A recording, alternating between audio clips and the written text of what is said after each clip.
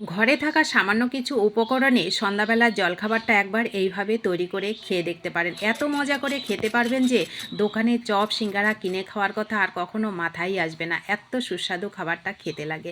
নমস্কার, রকমারি রান্নাঘরে আরও একটা দারুণ সুন্দর নাস্তা রেসিপিতে আপনাদের সবাইকে স্বাগত।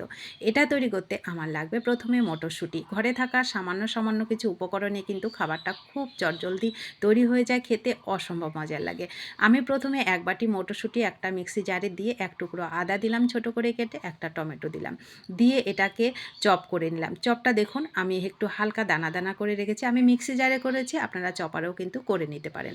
তো দেখুন আমি দানা দানা রেখে এটাকে চপ করে নিলাম। এইবার আমি এটাকে একটা বড় বাটিতে নিলাম, নিয়ে এর সঙ্গে দিলাম একটু মুড়ি, এক বাটি মতন মুড়ি ধুয়ে ভালো করে এর মধ্যে দিয়ে দিলাম। মুড়িটা অবশ্যই ধুয়ে দেবেন, তাহলে মুড়ির মধ্যে যে বালি থাকবে সেটা কিন্তু থাকবে না, নোংরাটা পরিষ্কার হয়ে যাবে। একটা বড় সাইজের আলু সেদ্ধ করে আমি ম্যাশ করে এর মধ্যে দিয়ে দিলাম। বড় সাইজের একটা পেঁয়াজ কুচি করে কেটে দিলাম, আর কাঁচা লঙ্কা কুচি দিলাম, কাঁচা পাকা লঙ্কা কুচি আর ধনেপাতা কুচি। এখানে মশলা হিসাবে দিলাম হচ্ছে ম্যাগি মশলা, আর ঘরে ছিল ভাজা জিরে ধনে গরম মশলা ভেজে গুঁড়ো করে রাখা, ওখান থেকে 1 চামচ দিয়ে দিলাম। পরিমাণ মতো লবণ হলুদ আর একটু দেবো ঝাল লঙ্কার গুঁড়ো। আর তেমন কোনো মশলাই এখানে আমি ব্যবহার করছি না। এই যে ভাজা গুঁড়ো মশলার গুঁড়োটা দিয়েছি, এটাতেই কিন্তু দারুণ সুস্বাদু হয়, আর ম্যাগি মশলা থাকলে তো আর কোনো কথাই নেই। 1/2 চামচ মতো চিনি দিলাম স্বাদের ব্যালেন্সটার জন্য। আর এখানে আমি একটু ভাত অ্যাড করেছি, কারণ সন্ধ্যাবেলার জলখাবারটা আমি তৈরি করছি, রাতেই ভাতটা আমার ফেলানোই যেত, তো তার জন্য আমি ভাতটা এখানে দিয়ে দিলাম, খাওয়াটা হয়ে যাবে। ভাতটাও কিন্তু আমার বেঁচে যাবে আর নষ্ট হবে না। তো আমি ভাতটাকে দিয়ে দিলাম, আর বাইন্ডিংয়ের জন্য এখানে দিলাম আমি কর্নফ্লাওয়ার। আপনারা ভাতটা না চাইলে নাও দিতে পারেন, কিন্তু আমি বেঁচে যাবে, নষ্ট হবে, তার জন্য দিয়ে দিলাম। আর এখানে 3 চামচ কর্নফ্লাওয়ার দিলাম, প্রয়োজন হলে আরও একটু দিয়ে দেবো পরে। তো কর্নফ্লাওয়ারটাকে দিয়ে আমি এটাকে সুন্দর করে মেখে নেব। কোনো কিন্তু জলের ব্যবহার এখানে আমি করব না, জলের ব্যবহার করার প্রয়োজনও দরকার পড়ে না, কারণ এখানে অনেকটা কিন্তু জল থাকে। তো এখানে আমার মাখতে মাখতে আরও 2 চামচ কর্নফ্লাওয়ারের প্রয়োজন পড়েছিল, আমি আরও 2 চামচ দিয়ে সুন্দর করে শক্ত করে মেখে নিয়েছি।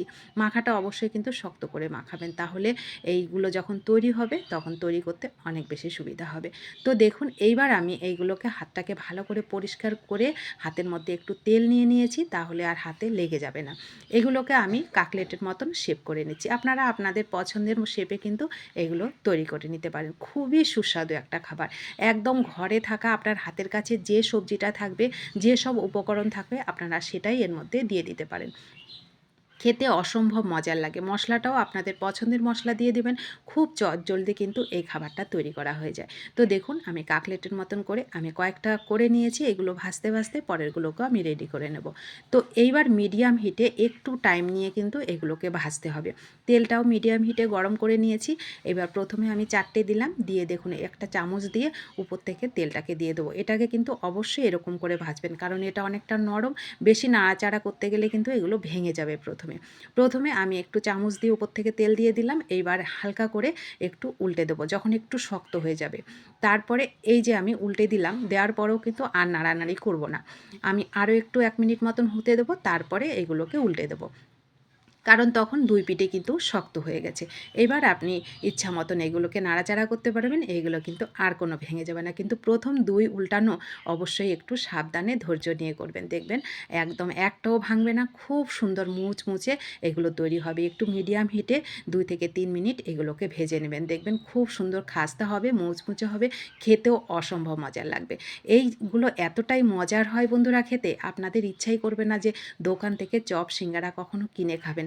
এত সুস্বাদু খাবারগুলো কিন্তু আমরা ঘরে খুব সহজে কিন্তু তৈরি করে নিতে পারি, যদি একটু রেসিপিগুলো জানা থাকে। তো দেখুন আমি প্রত্যেকটাই একই রকম করে তৈরি করে ভেজে নিয়েছি। কত সহজে একদম ঘরে থাকা সামান্য কিছু উপকরণে দেখুন কত সুন্দর আমার একটু কাকলেটের মতন চপগুলো তৈরি হয়ে গেল। এগুলো আমি কয়েকটা চপের মতন করেছি, কয়েকটা কাকলেটের মতন করেছি। দেখুন কত সুন্দর খাস্তা হয়েছে, আর ভেতরটাও খেতে অসম্ভব মজার লাগে বন্ধুরা।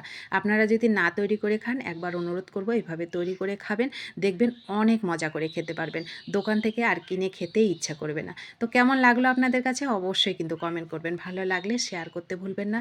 নতুন বন্ধু হলে চ্যানেলটা প্লিজ সাবস্ক্রাইব করে আমার পাশে থাকবেন, যারা পাশে আছেন তাদেরকে আমার অসংখ্য অসংখ্য ধন্যবাদ ও ভালোবাসা। সকলে অবশ্যই ভালো থাকবেন, সুস্থ থাকবেন, আনন্দে থাকবেন। দেখা হবে আপনাদের সঙ্গে নতুন কোনো রেসিপিতে। ধন্যবাদ সবাইকে রেসিপিটি শেষ পর্যন্ত দেখে আমার পাশে থাকার জন্য।